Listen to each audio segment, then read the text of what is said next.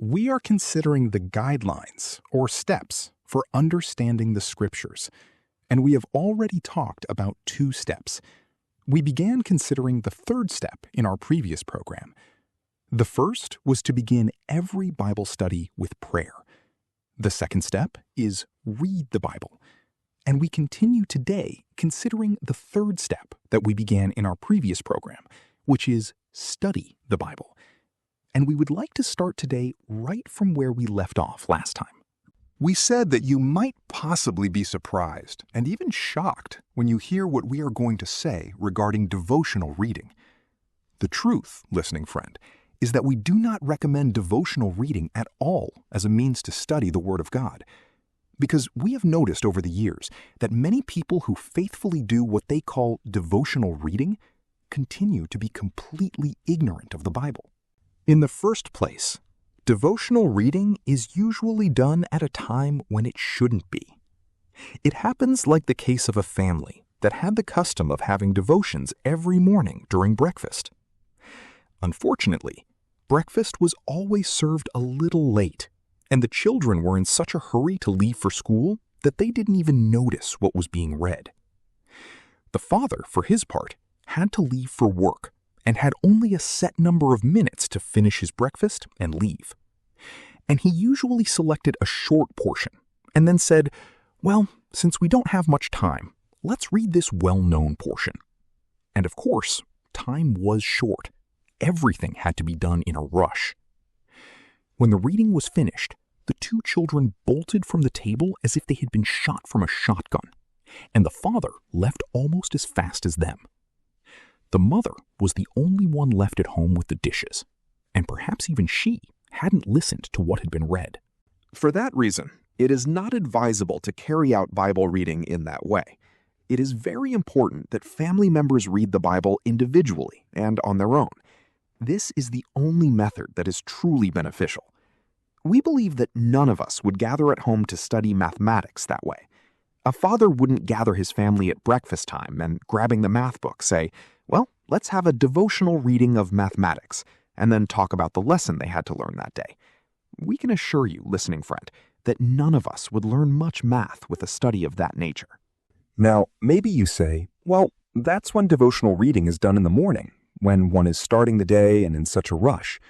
But I do my devotional reading at night, after all the worries and rushing of the day are over. Very well. Allow us then to ask a question. Isn't it true that you read the Scripture right before going to sleep, when you already have one foot in bed, one eye almost closed, and then you look for a portion of Scripture and read it? And then you go to sleep and even forget what you read? Well, listening friend, when a Bible study is done that way and at those hours of the night, you can't learn much. There are other people who wake up at night and have trouble falling back to sleep, so they take the Bible to read it, and then they fall asleep. That is, the Bible puts them to sleep. Listening friend, we do not believe the Bible should be read at those hours, under those circumstances. We believe the Bible should be read when it can be given the time it deserves. If you can't find time, then you must make time to read it. You should set aside 30 minutes, or an hour, or whatever is convenient. If you do things casually, like many people, well, you should set aside 30 minutes one day. The next day, maybe only 5 minutes. The following day, 2 or 3 hours. This is the best method to read the Bible, however it best fits your schedule. We are not going to dictate a long list of specific rules here, but we believe each individual person should read the Bible on their own. Another aspect that is also important is encouraging children to read the Bible. Of course, we are referring to those children who can already read. It is so satisfying when children have to leave home to go study elsewhere to receive news from them and realize what God has taught them through the constant study they do of the Word of God. For that reason, we consider it very important to teach and encourage children to read the Bible individually on their own. That way, when they are away from home, they will continue with that beneficial habit. Now, we know this has been a surprise, and maybe even a shock for some people who thought devotional reading was a good method to study the Bible. Well, if that is the method God guides you to use, do it that way. But we can guarantee you that you will not be an intelligent student of the Bible after 20 years of reading it using the devotional method. You won't have learned much. You have to study the Word of God, and the Bible is meant to be studied intelligently. You will remember the case of the Ethiopian eunuch, narrated in chapter 8 of the book of Acts, who was reading the scriptures and didn't understand what he was reading. So God sent Philip to go over and join the Ethiopian eunuch and ask him, "Do you understand what you are reading?" The man was honest.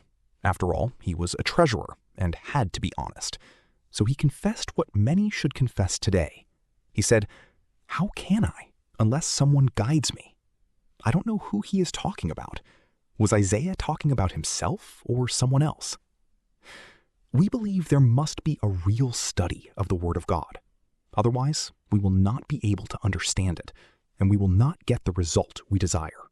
I am deeply pleased that there are people in many places who gather in their homes to study the Bible in literally hundreds of classes. Many pastors have also decided to carry out a study covering the entire Bible, just like we do in this program, and have realized that it has been a true blessing for them. They have started it in their churches, asking the members to study the Bible, and that is of the utmost importance. It has been said that John Wesley was a man of one book. Now, what made John Wesley a man of one book? Well, the fact that he got up every day at 4 or 5 in the morning to read the Bible. It is said he read the Bible in 5 languages. Well, John Wesley truly studied the Word of God. And you and I need to study the Word of God. We need to extract its true meaning from it. And this leads us to the 4th guideline, or 4th important step for the study of the Scriptures. This 4th step is meditate on the Bible. Meditation is something God taught His people. The Word of God was to be before the children of Israel all the time, so they would meditate on it. Listen carefully to what the Scripture says in this regard. In Deuteronomy chapter 6, verses 6 to 9, these words are found. And these words which I command you today shall be in your heart. You shall teach them diligently to your children, and shall talk of them when you sit in your house, when you walk by the way, when you lie down, and when you rise up. You shall bind them as a sign on your hand, and they shall be as frontlets between your eyes. You shall write them on the doorposts of your house and on your gates. Deuteronomy 6, 6 through 9. Do you see, listening friend? The Word of God was to remain constantly before them. They were to write it on their houses, on the doorposts of their houses, on their gates. It was to be what they talked about when eating and when going to bed at night. This is an admirable instruction the Lord has given us. He told them to write it everywhere so that it would be engraved in their hearts and lives. Today, we have forgotten about this. Sure, from time to time you might see a Bible verse hanging somewhere. Unfortunately, and quite frequently, it is written in such a way that it is even difficult to read. Other times, it lacks a dignified appearance. You can also often see a beat-up car on the street with a verse stuck to it so that it can barely be seen. On the other hand, we have the advertisements for alcoholic beverages and cigarettes, and it is almost astonishing to notice how dignified they look. Just pass by any main avenue in one of our large cities, and we will notice a large number of billboards advertising alcoholic beverages and cigarettes. It is no wonder, then, that there are so many people who drink and smoke if all this is engraved in their hearts and minds. Everywhere they look, there is an ad right there before their eyes. Drink this, drink that, smoke this, smoke that. Drink this, because if you don't drink this, you are crazy. And that is exactly what the ads try to communicate. They imply that the smart ones are those who drink and smoke, and those of us who don't drink or smoke, well, we are a weird breed. I remember that many years ago, it was the exact opposite. Everyone thought the drunkard was the one who was a little crazy. Today, he is simply considered sick, and he, for his part, doesn't believe he is a sinner. Meditating on the Word of God, listening friend, requires that we keep it constantly before our eyes. There was a gentleman in the city of Cleburne, in the state of Texas, in the United States, who owned the Coca-Cola plant there. One day, he received a visitor in his office, who, upon entering, said to him, "Do you know I counted 13 Coca-Cola signs on the square? Is it necessary to advertise Coca-Cola to the people 13 times when everyone already knows this product exists?" Then, the plant owner asked his visitor this question. "Tell me, how long has it been since you saw a bag of Arbuckle coffee?" "Well," the visitor answered, "I have to confess that I haven't seen a bag of Arbuckle coffee since my childhood." Then, the owner of the Coca-Cola plant said, "Years ago, Arbuckle coffee was advertised as much as Coca-Cola is today. But the producers of Arbuckle coffee calculated that everyone already knew about the coffee, and they stopped advertising it. They didn't promote it anymore. So it turns out that today, nobody even knows that Arbuckle coffee exists. A certain percentage of the cost of every bottle of Coca-Cola is used for advertising, and it is even surprising how much money is used for this advertising." Soap producers believe it is necessary to advertise repeatedly. And what can we say about tobacco companies? They advertise at all costs. We have to admit that some types of advertising verge on the ridiculous. Yet, there they are, fulfilling their objective. That is, keeping the name of the advertised item in front of the people listening to it or looking at it. Well, God also declares that prominence must be given, priority must be given to His Word. If we are going to understand the Word of God, we have to meditate on the Bible.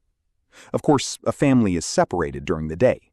The wife listens to a program at home, the husband listens to it at work. At dinner time, both discuss what they learned or what was taught from the Bible that day. Well, that is meditation.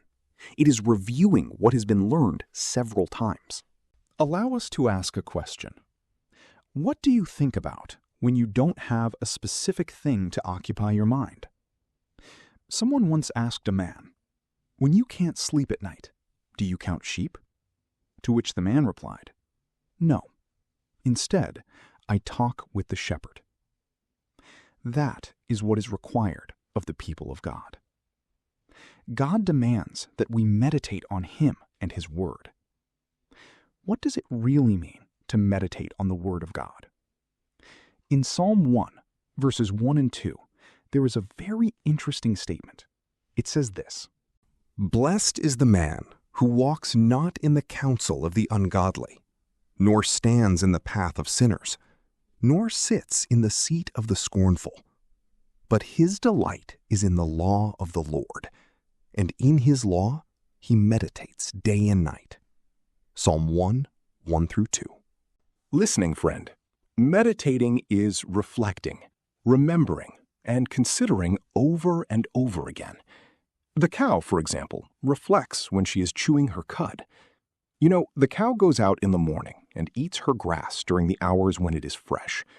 Then, when the sun comes out and it gets hot, the old cow lies down under a tree or stands right there in the shade.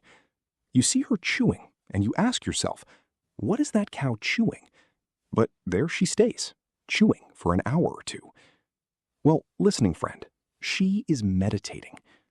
We are taught that a cow has a complex stomach. In the morning, she eats the grass somewhat hurriedly and accumulates it in one of the stomach chambers. Then, in the afternoon, when it's hot, she moves it from one chamber to another, and in the process, chews it well again. Well, that is exactly what we need to learn regarding the Word of God. We must take what we have read and studied, and then meditate on it, reflect on it. We believe this is the tremendous advantage that a preacher or teacher of the Word of God has over other people. When preparing a message, he takes a verse of Scripture and spends hours reading it repeatedly and checking what others have said regarding that text, and he simply reads it again. This process is a wonderful thing, listening friend, and every time it is carried out, new truths spring from that passage. Some years ago, Dr. Harry Ironside said he had heard a man give a lecture on the Song of Solomon, and he had given a rather disproportionate interpretation that actually painted Solomon in a very bad light. The Bible clearly shows that Solomon was bad enough, but there is no need to paint him worse than he actually was. Anyway, Dr. Ironside was not satisfied with such an interpretation, and so he decided to read the Song of Solomon repeatedly. In fact, he would kneel, begging the Lord to give him understanding regarding the content of that book, because he didn't understand it. He read it over and over again for several weeks and months, and finally, he noticed a new light coming from that book.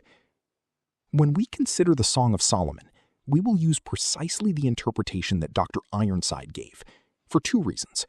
First, it satisfies our mind and heart better than any other interpretation. And second, because we know that the man who gave that interpretation spent a lot of time meditating on this book. Meditation is an art that has been lost today. And once again, let us say that 30 minutes after the devotional reading ends, that man who is heading to work and the wife who is sweeping the kitchen or washing the dishes, we get the impression that if one were to ask either of them what they read at breakfast, they couldn't answer. We need to learn to meditate on the Word of God. How important meditation is. That Ethiopian eunuch, spoken of in chapter 8 of the Acts of the Apostles, was reading the book of the prophet Isaiah as he went along the road. He was actually studying the book of Isaiah because he had come to a portion he didn't understand and was having difficulty with it. He read it again many times. And then this man Philip arrived, guided by the Spirit of God, and beginning from that scripture, preached the gospel of Jesus Christ to him. Imagine, listening friend, when he got to that passage of scripture in Isaiah, chapter 53, verse 6, where it says, "All we like sheep have gone astray. We have turned, every one, to his own way, and the Lord has laid on him the iniquity of us all." I would have liked to have been there that day to hear Philip. The eunuch went on his way rejoicing. He meditated on the Lamb who was led as a sheep to the slaughter. Listening friend, how much we need to meditate on the Word of God today. Frankly, television today, in many homes, is eliminating the possibility of meditating and is even changing the spiritual life of many families. In times past, many children easily memorized the verse of John 3:16 at home and could easily sing the well-known hymn, "Jesus Loves Me." Today, on the other hand, you hear them singing without difficulty the ridiculous television commercial for soap or some cigarette or any other product. They have memorized the music and words of the commercial ads, but they cannot sing "Jesus Loves Me." Listening friend, one of the reasons why our churches are growing colder and colder and more indifferent toward the Word of God is simply due to the lack of meditation on the Word of God. As we journey through the Bible this time, it is necessary to learn to meditate on it. Many people, after listening to a message, have begun to meditate on it, and some questions and concerns have arisen regarding a specific passage of Scripture. Well, such questions and concerns indicate that people are meditating on the Word of God, and it is our hope that this will happen in our 5-year study. Well, listening friend, our time has come to an end. In the continuation of this study, we will return in our next program, and we trust you will tune in again. Until our next program then, listening friend, it is our prayer that the Lord richly blesses you.